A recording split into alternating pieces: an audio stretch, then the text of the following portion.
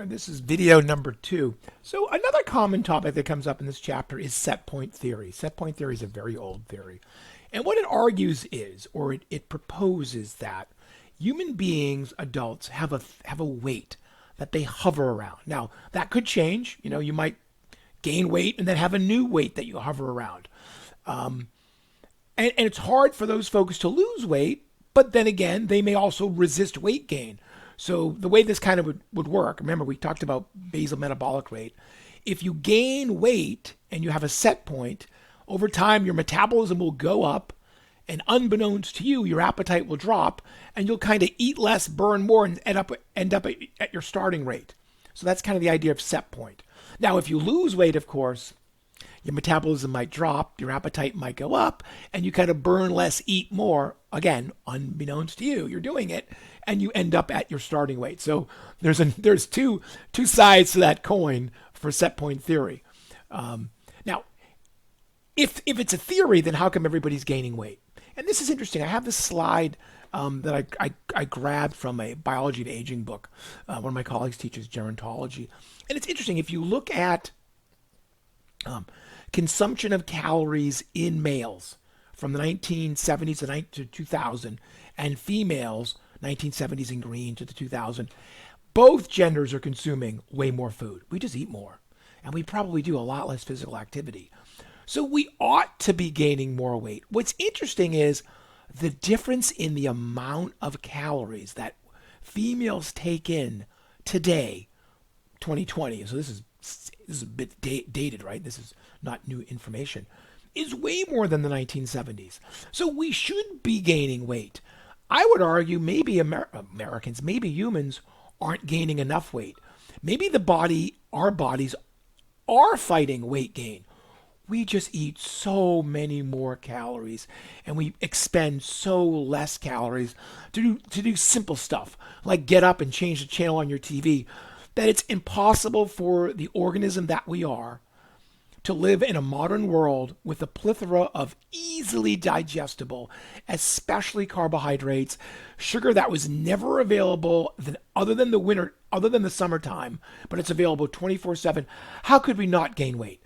The poor set point theory, or the ability of the body to maintain its weight, it's just broken. We have broken the dynamic. And what's kind of funny about the whole set point thing is there is something to this. So there are actually many hormones that regulate weight. The detail of those is outside the scope of this class. I like to stick with two that are fairly well known and fairly well established, like HDL and LDL. Those are not the only two lipoproteins, but those are perfectly good examples that we can use for teaching that material in this class.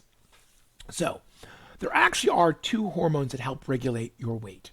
One is called leptin, one is called ghrelin.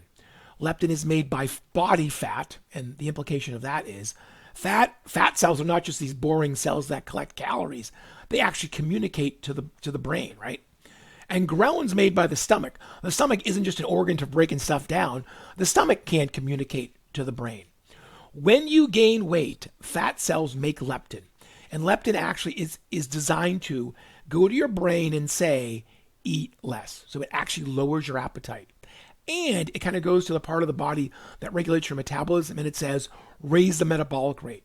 So leptin is the hormone that tries to keep you from gaining weight. Ghrelin's the opposite.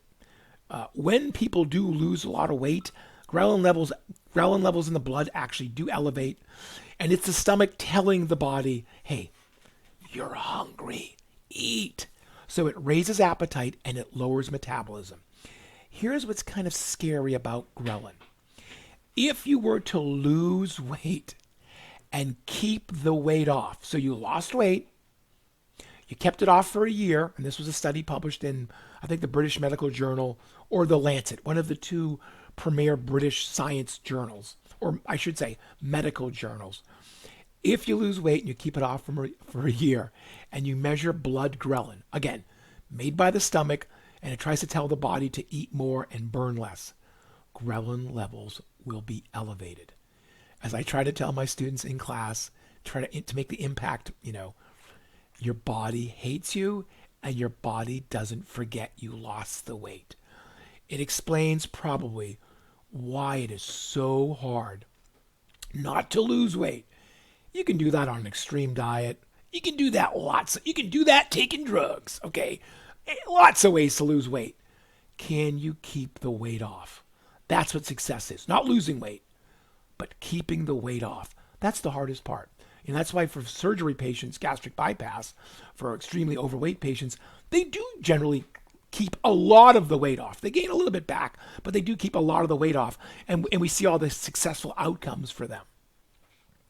So, what could be driving your weight? Many things you probably know and don't know. You should know that we eat more than we ever did before. Watch the movie Super Size Me.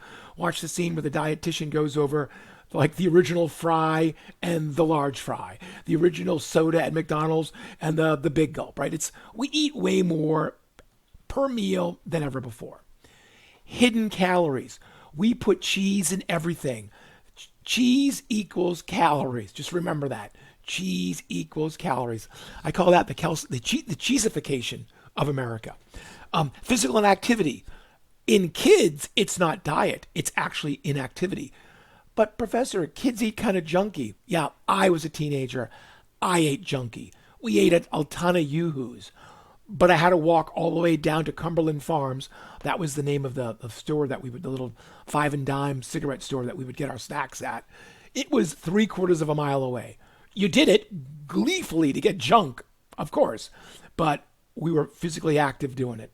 And then we played sports all day because our mothers would open the front door and kick us in the butt and say, get out. Kids are not as active today as they used to be. Here's what you don't know.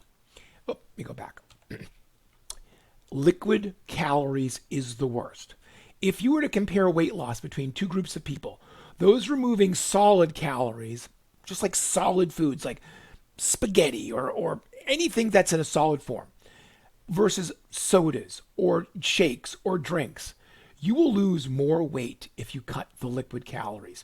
It's as if dissolving sugar in water and exposing that to the body is something that we're not built to handle. Maybe the sugar comes in too quickly.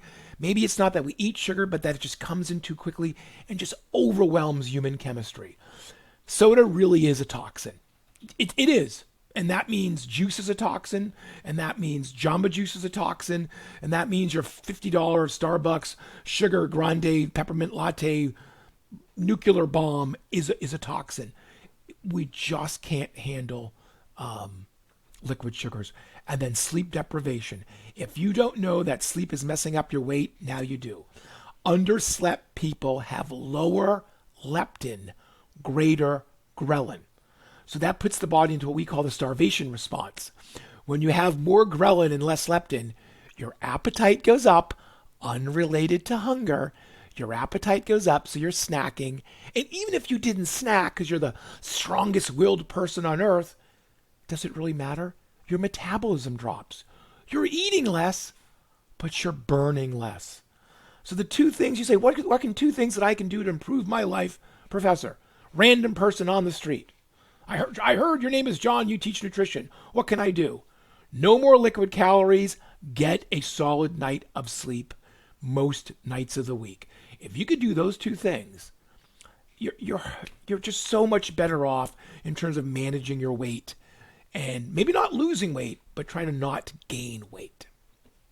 Remember my old adage, you can't lose weight if you're still gaining weight. Weight maintenance.